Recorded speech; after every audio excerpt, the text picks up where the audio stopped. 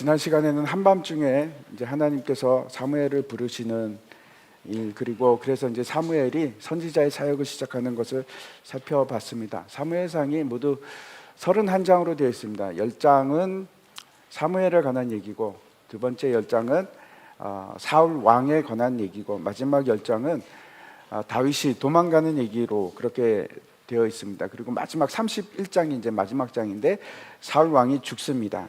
이제 지금 우리가 사무엘의 얘기를 살펴보고 있습니다. 3장이 끝났고 오늘부터 이제 4장에 들어가는데 4장부터 6장까지는 삽입 사건, 기사가 이제 기록이 되어 있습니다. 언약궤 얘기인데 언약궤를 빼앗기고 또 다시 돌아오는 그 얘기가 이제 있습니다. 어떻게 해서 하나님의 집 성소에 있는 언약궤가 빼앗기게 되었는가? 놀라운 사건입니다. 그리고 이 사건은 엘리와 그 아들들이 죽는 사건과 연관이 되고, 그래서 이제 사무엘이 이스라엘을 통치하는 그 계기가 되게 됩니다. 오늘 본문을 보도록 하겠습니다. 사무엘상 4장 1절부터 11절까지 교독하겠습니다. 제가 먼저 읽겠습니다. 사무엘의 말이 온 이스라엘에 전파되니라. 이스라엘은 나가서 블레셋 사람들과 싸우려고 에베네셀 곁에 진치고 블레셋 사람들은 아벡에 진쳤더니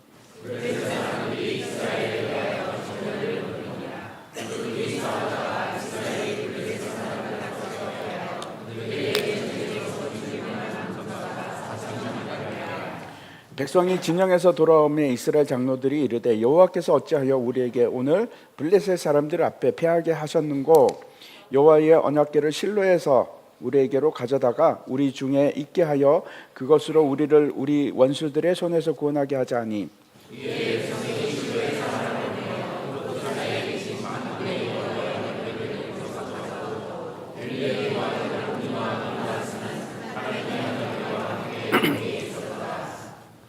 여호와의 언약궤가 진영에 돌아올 때에 온 이스라엘이 큰 소리로 외치매 땅이 울린지라.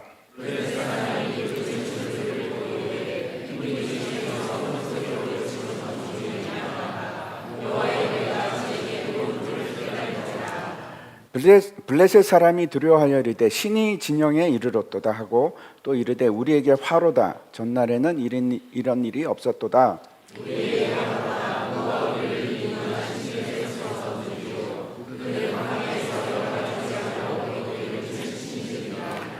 너희 블레셋 사람들아 강하게 되며 대장부가 되라. 너희가 히브리 사람의 종이 되기를 그들이 너희의 종이 되었던 것 같이 되지 말고 대장부 같이 되어 싸우라 하고,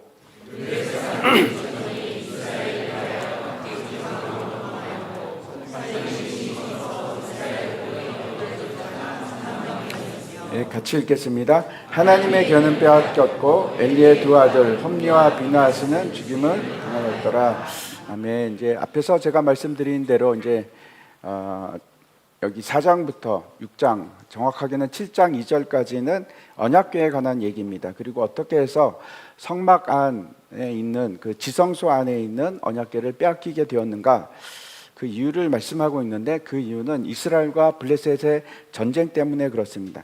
이 전쟁이 어떻게 시작되었는지, 또 양쪽 군사력이 어땠는지 그런 얘기는 전혀 언급이 되지 않고, 이 이야기의 초점은 어디에 있습니까? 하나님의 언약궤가 빼앗긴 그곳에 있습니다.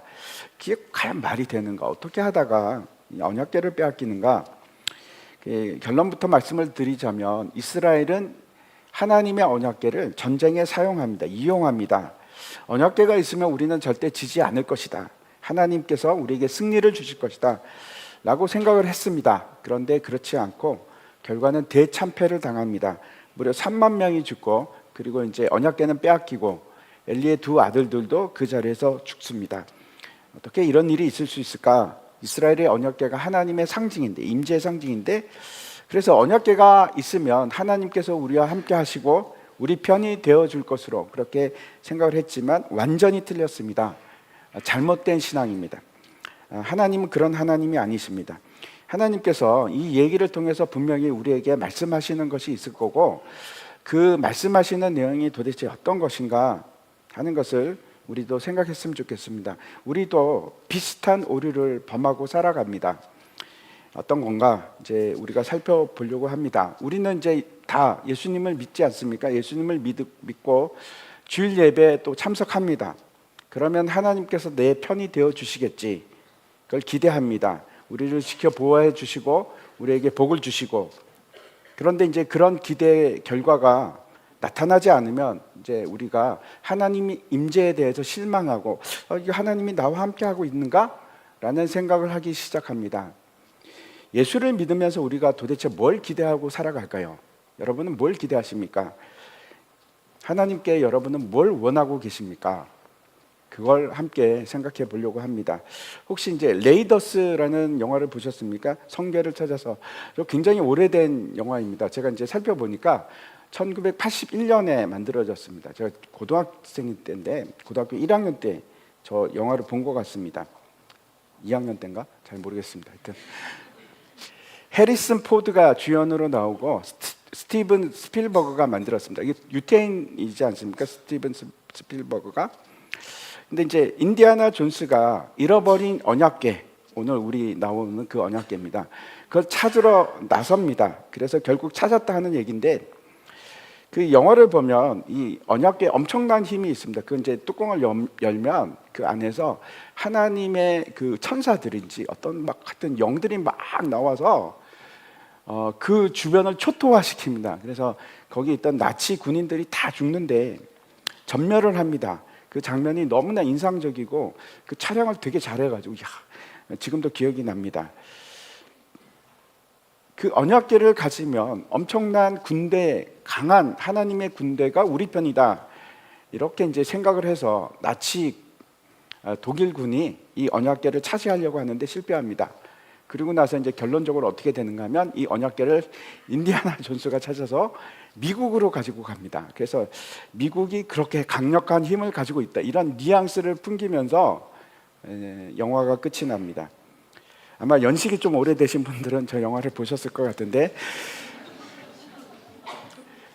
이야기를 좀 드리면 그 다음 장면 한번 보여주십시오. 저게 언약궤인데 저 언약궤가 어디에 있을까요? 저걸 잃어버렸습니다. 잃어버리고 정확하게 언제 잃어버렸는지도 모릅니다.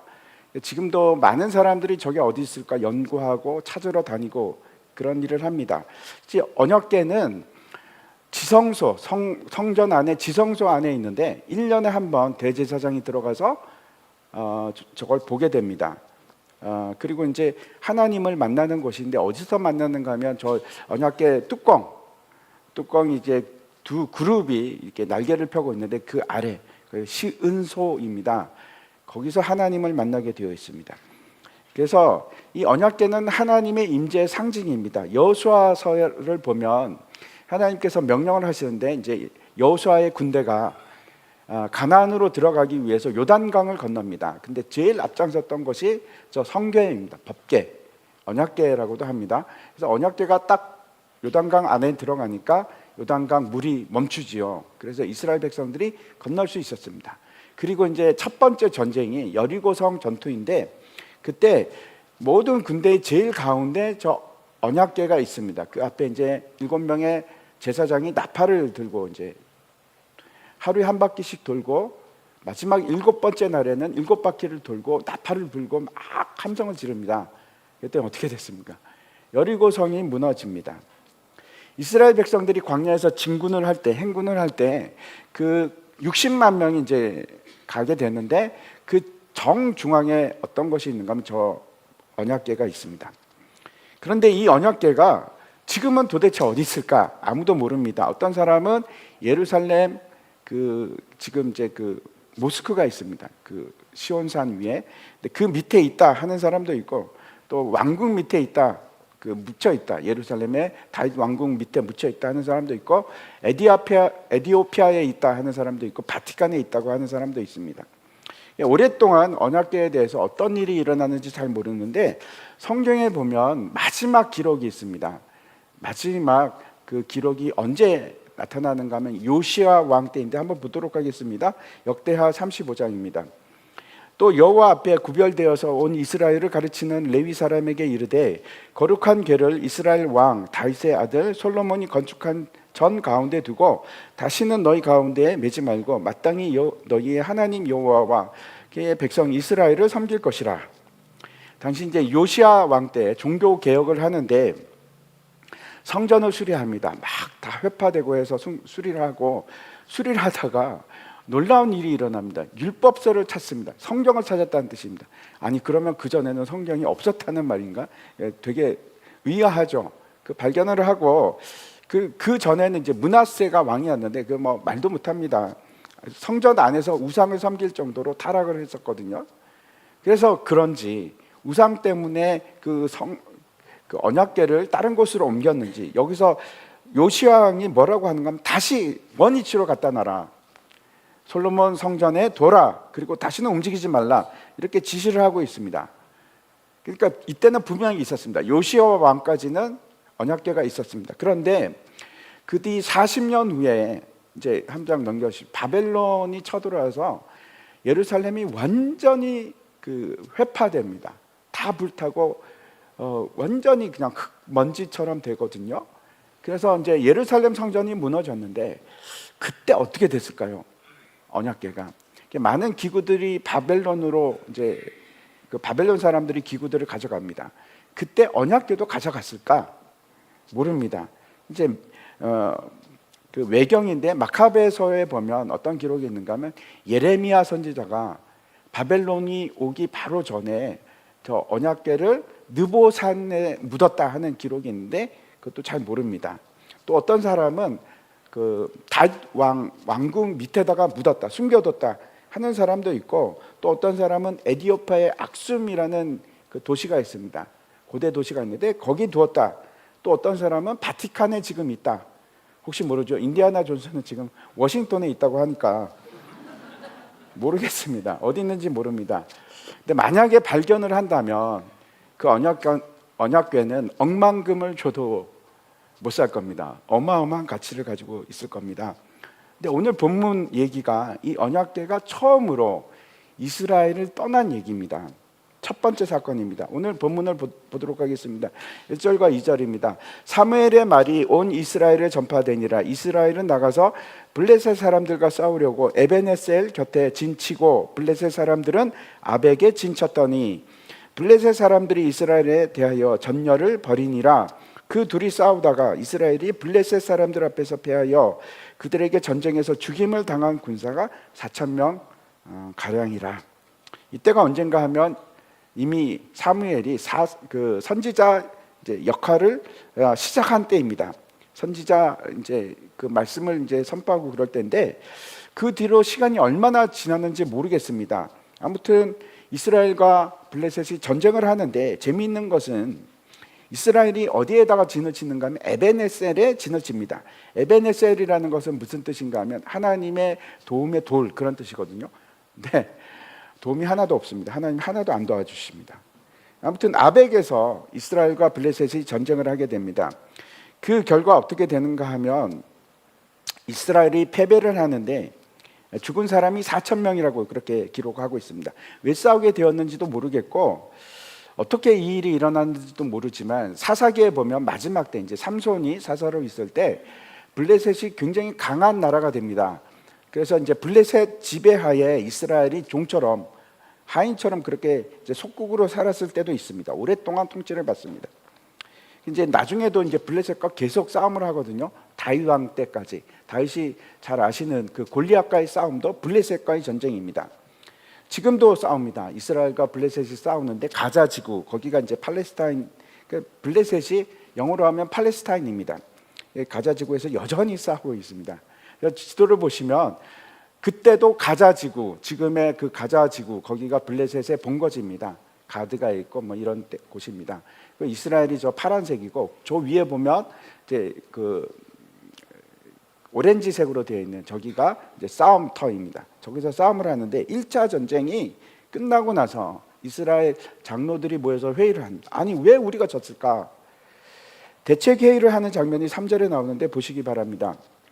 백성이 진영으로 돌아오며 이스라엘 장로들이 이르되 여호와께서 어찌하여 우리에게 오늘 블레셋 사람들 앞에 패하게 하셨는고 여호와의 언약궤를 실로에서 우리에게로 가져다가 우리 중에 있게 하여 그것으로 우리를 우리 원수들의 손에서 구원하게 하자 하니, 누가 더 많은 군대를 가지고 있는지, 군인이 더 강한지 이런 거 전혀 모르겠습니다. 그런데 이 장로들이 어찌하여 우리가 졌는고, 왜 졌을까, 어찌해서 하나님께서 우리를 패하게 하셨는고 이렇게 얘기하지 않습니까? 이것으로 봐서 우리가 몇 가지를 생각할 수 있습니다. 첫 번째는 지금 이스라엘은 이런 거죠. 아니, 우리가 어떻게 질 수 있어? 왜 졌을까 하는 것으로 봐서 지금 전력이 대등하거나 아니면 이스라엘이 더 큰 앞선 우세한 군대일 겁니다. 근데 진 겁니다. 두 번째는 뭐라고 하는 건 하나님의 관점에 대해서 말하고 있는데, 어찌하여 하나님께서 우리를 패하게 하셨는고 이렇게 합니다. 그러니까 이길 줄 알았는데, 우리가 이길 줄 아는 진 이유는 하나님께서 패하게 하셨다 하는 겁니다. 그렇게 판단을 내렸습니다. 그러고 나서 이제 결론이 뭔가 하면, 그래, 실로에 있는 언약궤를 가지고 오자. 그러면 우리가 승리할 수 있을 거야. 지금 전쟁에 졌는데 그건 하나님께서 우리와 함께 하시지 않으셨기 때문이고, 언약궤를 가지고 오면 당연히 하나님께서 언약궤와 같이 있으니까 하나님이 우리와 함께 하는 거 아니야. 그러니까 우리가 이길 것이다 하는 잘못된 판단을 하는 겁니다. 이 진 것이 과연 언약궤가 없어서 졌는가? 뭔가 잘못되고 있다는 것을 우리가 보게 됩니다. 어떻게 하는가 하면, 그래서 이제 실로로 사람을 보냅니다. 한번 보시기 바랍니다. 4절입니다. 이에 백성이 실로에 사람을 보내어 그룹 사이에 계신 만군의 여호와의 언약궤를 가서 거기서 가져왔고, 엘리의 두 아들 홈리와 비느하스는 하나님의 언약궤와 함께 거기에 있었더라. 여기에 보면은 언약궤에 대해서 되게 길게 수식을 하고 있는데, 그룹 사이에 계신 만군의 여호와의 언약궤 이렇게 표현을 하고 있습니다. 그룹이라는 건 앞에 나왔던 그 천사의 일종입니다. 천사들로 둘러싸여 있는 보좌에 앉으신 하나님, 좌정에 계신 하나님. 근데 그 하나님은 어떤 하나님입니까? 여기 보니까 만군의 여호와 하나님입니다. 그래서 이건 무슨 뜻인가 하면, 모든 군대의 하나님, 누구도 감히 이길 수 없는 가장 강한 군대를 가지신 하나님, 그 하나님을 지금 모셔오겠다는 겁니다. 블레셋과의 전투 현장으로. 그러면 당연히 승리하리라 하는 믿음으로 이제 실로로부터 언약궤를 가지고 옵니다. 원래 이제 언약궤는 누가 가지고 오는 거면 고핫, 레위인 중에서도 고핫 자손이 가지고 와야 되는데 누가 옮겼는지 잘 모르겠습니다. 아무튼 여기 보니까 엘리의 두 아들 홈리와 비느하스가 따라옵니다. 어떤 느낌이 드는가 하면, 마치 언약궤를 우리가 보호하고 있어, 우리가 지킬 거야 하는 것처럼 그런 모습을 보이고 있습니다. 이게 맞는 것인가 하는 생각을 하게 됩니다. 그리고 드디어 이제 블레셋과 2차 전쟁을 합니다. 언약궤가 이제 에벤에셀에 딱 도착을 하니까, 이스라엘 진영에 도착을 하니까 막 사람들이 난리가 아닙니다. 함성을 지르고 막 우리가 승리했다, 하나님이 우리와 함께 하신다, 뭐 이런 얘기겠죠. 막 함성을 너무 크게 지르니까 땅이 울렸다고 합니다. 땅이 울리고 나니까 이제 블레셋에서 그 소리를 들었을 거 아닙니까? 그래서 아니, 저 소리가 어찌 됐냐? 그리고 뭐 척후병을 보냈는지 뭐 정찰병을 보냈는지 잘 모르겠습니다. 그래서 알아보니까 여호와의 궤가 이스라엘 진영에 들어왔다는 겁니다. 당황하기 시작합니다. 블레셋이. 아, 이거 어떡하지? 이스라엘 신이 진영에 들어왔다고? 큰일 났다. 어제는 이런 일이 없었는데 큰일 났다, 이런 겁니다. 어떻게 인식을 하고 있는가 하면, 그 전날에는 싸움을 하는데 군대 대 군대로 싸운 겁니다. 근데 이제 블레셋의 적이 군대가 아니고 누가 된 겁니까? 신이 온 겁니다. 신하고 대적을 해서 싸워야 되는데, 야, 이거 큰일 났다. 신하고 싸우면 우리가 이길 수 있을까? 이거 어떻게 해야 되나? 이 군대가 숫자가 문제가 아니죠. 신하고 싸우는데. 그래서 이제 누구의 신이 더 센가? 이 블레셋의 신이 센가? 이스라엘의 신이 센가? 그 따져봐야 되는 문제가 된 겁니다. 근데 놀라운 것은 이 블레셋 사람들이 옛날 일을 기억합니다. 출애굽 당시에 이게 무려 500년, 400년에서 500년 정도 시간이 지난 때거든요. 근데 그 사건을 이스라엘이 아니고 지금 블레셋이 기억을 합니다. 뭐라고 하는가 하면, 애굽에서 하나님께서 광야로 나오게 할 때 애굽에 재앙을 내렸는데 애굽 신들을 다 물리쳤다는 겁니다. 그걸 기억을 합니다. 그런데 애굽의 신들이 다 졌는데 우리는 이길 수 있을 것인가? 과연 이길 수 있을까? 큰일 났다 이러고 있는데 한 사람이 일어나서 이야기를 합니다. 9절을 보시기 바랍니다. 너희 블레셋 사람들아 강하게 되며 대장부가 되라. 너희가 히브리 사람의 종이 되기를 그들이 너희의 종이 되었던 것 같이 되지 말고 대장부 같이 되어 싸우라 하고, 이런 얘기입니다. 너희가 히브리 사람들을 종으로 그렇게 부리고 살았는데 이제 그러면 너희들이 히브리 사람의 종이 되겠느냐? 싸워야지. 대장부처럼 싸우자. 용사처럼 싸우자.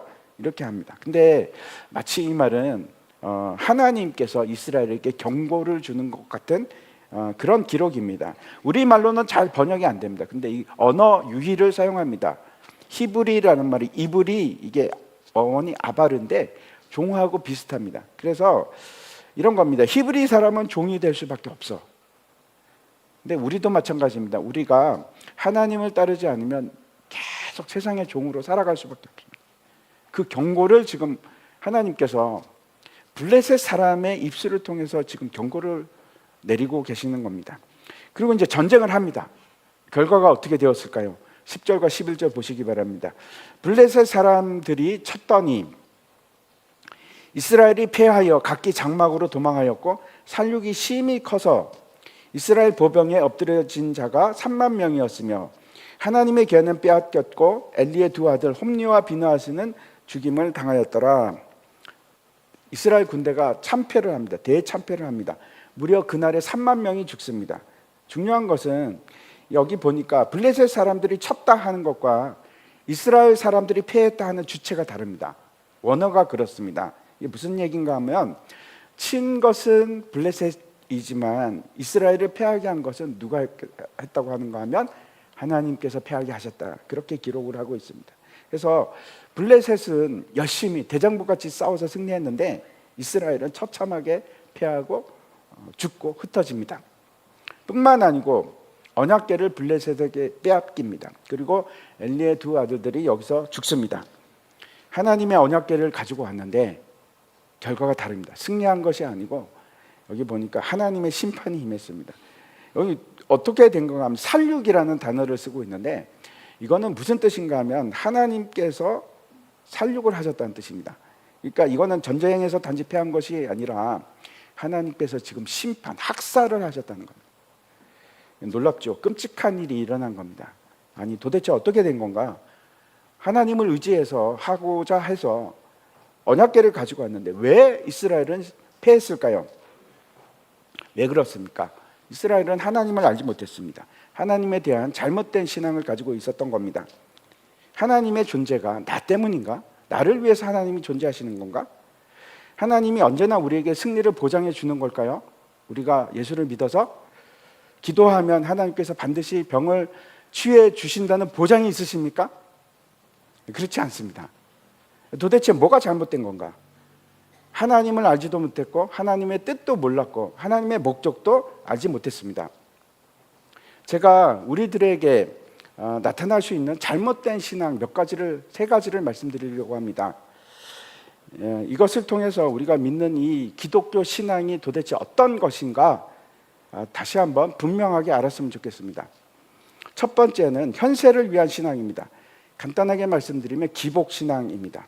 보통 우리가 이제 이 종교가 고등 종교인가 아니면 하등 종교인가 그 구분을 어떻게 하는가 하면 이것이 기복신앙인가 아닌가로 따집니다.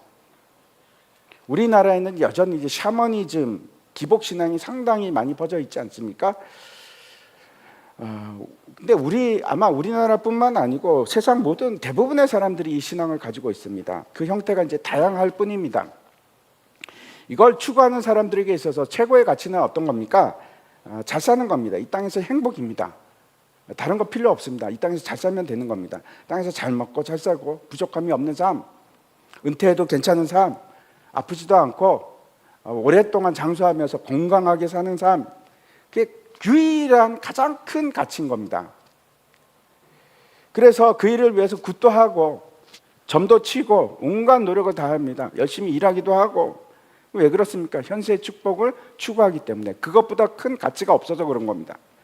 심지어는 이게 큰 가치니까 내가 좋은 것이 선이지 않습니까? 그래서 이것 자체가 선이 됩니다.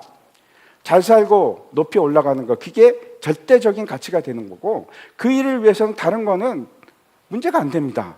이게 선이니까. 그래서 눈이 먼 권력욕이 나오고 이상해지기 시작하죠. 사회가 막 비틀어지기 시작합니다.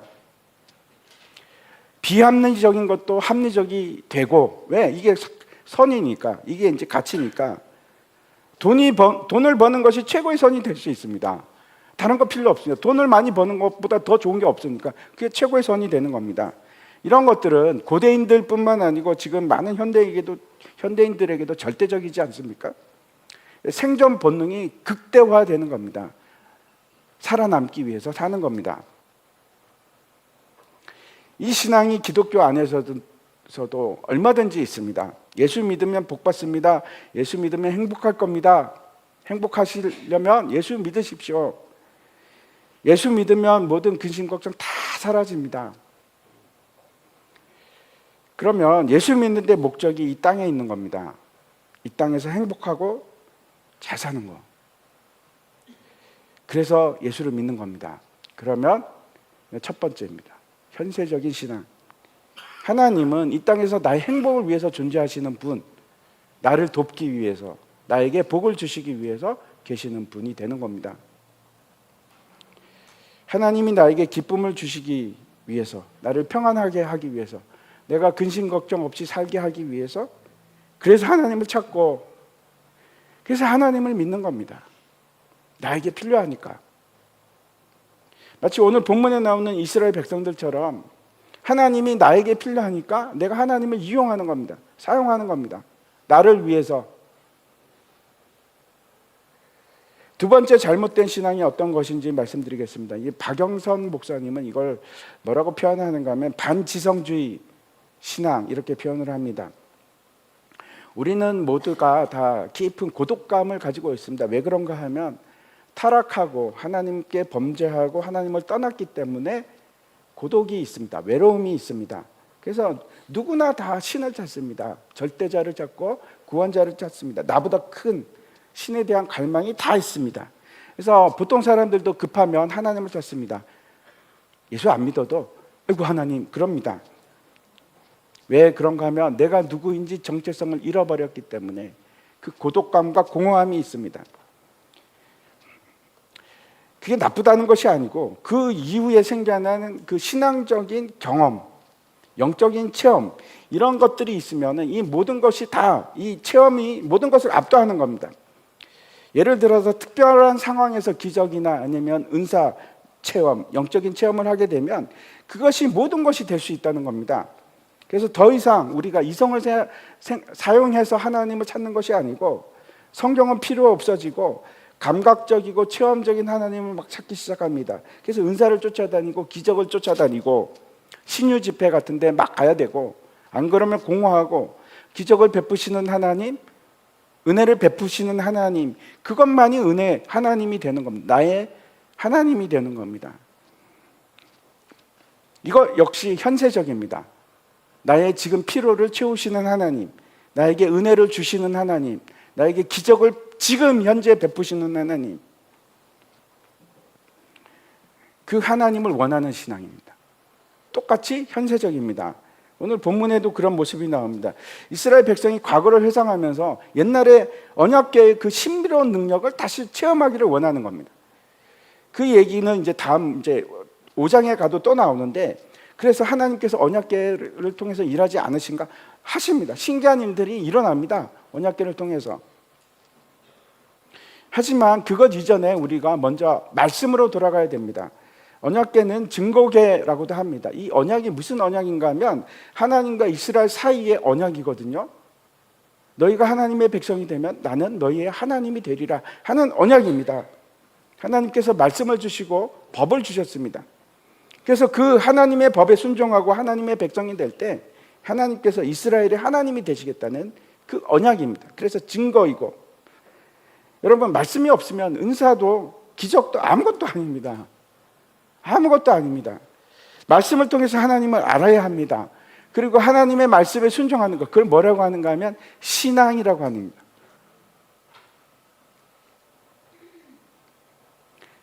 신앙은 체험으로만 이루어지지 않습니다. 그게 없다고 말씀드리는 것이 아니고 그것도 필요합니다.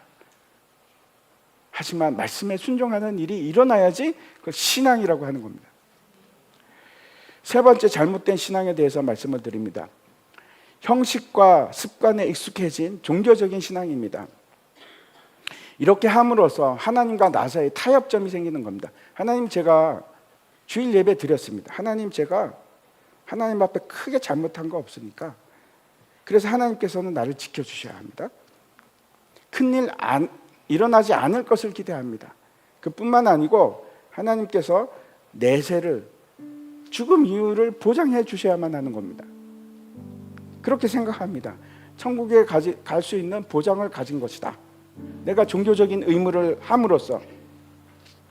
근데 그게 기독교만 그런 것이 아니고 세상의 모든 종교들이 다 그런 종교 의식을 통해서 이후의 삶, 생, 죽음에 대해서 보장을 받습니다. 카톨릭이 그렇습니다. 로만 카톨릭이 그렇고 불교가 그렇고 힌두교도 그렇고. 신천지는 왜 믿습니까? 그렇게 종교적인 의무를 하면은 14만 4천 명 중에 깨워주니까, 천국 가게 해주니까. 그래서 믿는 겁니다. 똑같습니다. 이런 것을 행하면 내가 너에게 이걸 보장해 주리라, 천국 가게 해줄 것이다. 그런가요? 잘못된 신앙입니다. 종교적인 신앙이 우리에게 어떤 것도 보장해 주지 않습니다.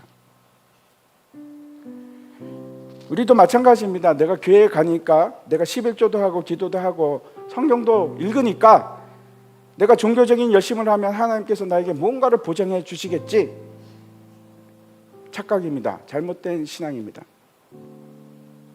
우리가 살펴보고 있는 이 사무엘상에서도 똑같은 내용이 나옵니다. 아마 이제 홈리나 비느하스, 그 사람들이 그 내용이 어떠하든지 자기들은 제사를 드렸다고 생각하는 겁니다. 예배를 드리면 나는 괜찮아, 나는 하나님의 백성이야 라는 착각을 가지는 겁니다. 대표적인 사람들이 바리새인들이, 그 사람들은 하나님 믿고 천국에 갈 수 있다고 철석같이 믿었던 사람들입니다. 그런데 이런 종교적인 행위를 통해서 하나님과의 어떤 타협점에 이르려고 하면 반드시 어떤 일이 일어나는가 하면 외식하는 일이 일어납니다. 마음은 모습과 다를 수 있습니다.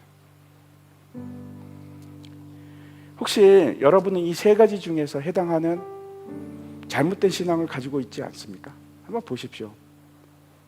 깊이 생각해 봐야 될 문제입니다. 인본주의가 있고 신본주의가 있습니다. 인본주의라는 것은 어떤 것인가 하면 인간이 가장 고귀하고 가장 중요한 가치를 가지는 겁니다. 그게 인본주의입니다. 그래서 인간은 존엄하고 존경을 받아야 되고 그러니까 존중받아야 되고, 인간은 가장 절대적인 가치를 가지고 있다. 그게 인본주의거든요. 맞는 것 같지만 그렇지 않습니다. 세상 사람들은 왜 종교를 믿을까요? 왜 믿습니까? 잘 되기 위해서 믿는 겁니다. 잘 되기 위해서. 내가 잘 되고 내 가족이 잘 되고, 또는 내가 진리를 알게 되고 내가 해탈하게 되고 내가 내세에 좋은 자리로 가고, 그걸 위해서 믿는 겁니다. 다 그 중심에는 뭐가 있을까요? 내가 있습니다. 내가. 나를 중심으로 돌아가는 겁니다. 그걸 뭐라고 하는가 하면 인본주의라고 합니다. 여러분은 왜 예수를 믿으십니까? 세상에서 잘 되기 위해서? 예수를 믿으면 행복해질 것 같아서? 예수를 믿으면 염려, 걱정, 근심 다 사라지니까 그래서 예수를 믿으십니까? 행복하기 위해서? 아니면 마음의 공허함을 채우기 위해서 예수를 믿으십니까? 기적을 맛보기 위해서? 그래서 예수를 우리가 믿을까요? 기적을 맛보는 거나 내 가족이 다 잘 되고 내가 잘 되는 거 다 이 땅에서 내가 행복하고 잘 되기 위한 것들 아닙니까? 그걸 뭐라고 하는가 하면 인본주의라고 합니다. 내가 중심입니다. 그 중심에 내가 있습니다. 그렇지 않다면 여러분 왜 예수를 믿으십니까? 천국 가기 위해서 믿으십니까? 천국 가서 잘 살기 위해서? 천국에는 집도 크고 길거리는 금으로 되어 있어서? 아니면 지옥에 가기 싫으니까? 그래서 예수를 믿으십니까? 하나는 땅에서 잘 되기 위해서 예수를 믿는 거고, 하나는 그 다음 생에 천국에서 잘 되기 위해서 예수를 믿는 거예요. 뭐가 다를까요? 그걸 다 인본주의라고 합니다. 내가 잘 되기 위해서, 나를 위해서 예수를 믿는 겁니다. 그걸 뭐라고 하는가 하면 잘못된 신앙이라고 합니다. 사도 바울이 빌립보서에서 이렇게 말씀을 합니다.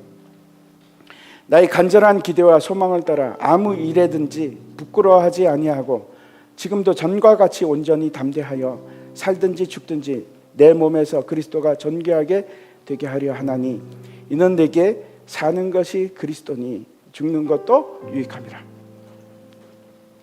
얼마 전에 제가 일본 목사님 얘기를 들었습니다. 이름이 요한 마스오라는 목사님인데, 우리가 잘 알고 있습니다. 일본에서 예수 믿는 것이 정말 힘듭니다.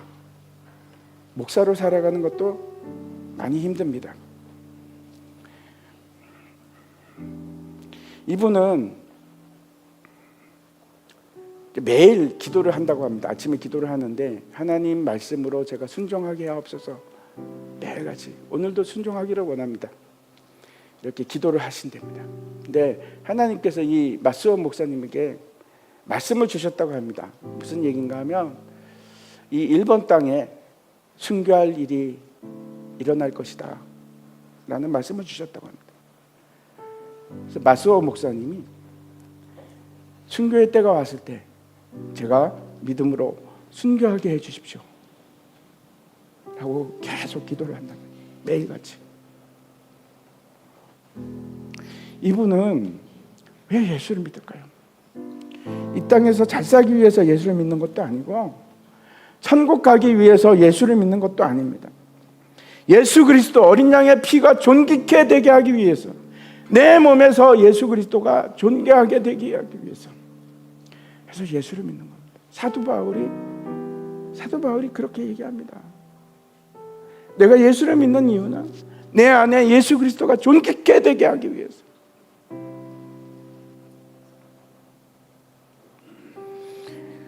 그래서 하나님이 영광을 받으시게 하기 위해서.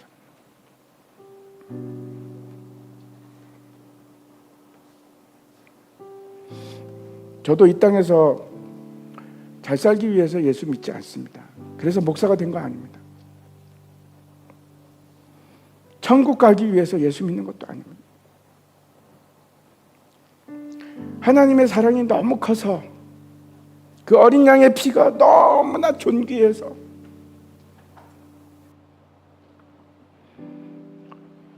그래서 저도 하나님을 사랑하기 때문에 그래서 예수를 믿습니다.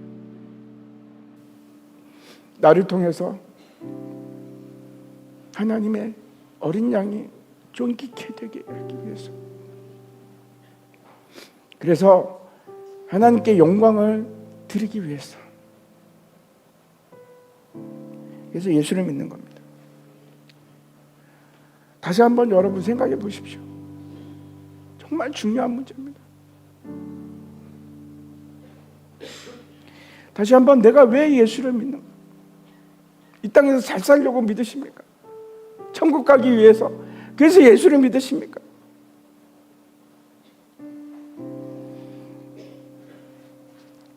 나 때문이 아니고 하나님 때문에, 그 어린 양이 영광과 존귀를 받게 하기 위해서, 그 일 때문에 살아가시는 여러분이 되기를 기도합니다. 다 함께 일어나셔서 같이 찬양하도록 하겠습니다.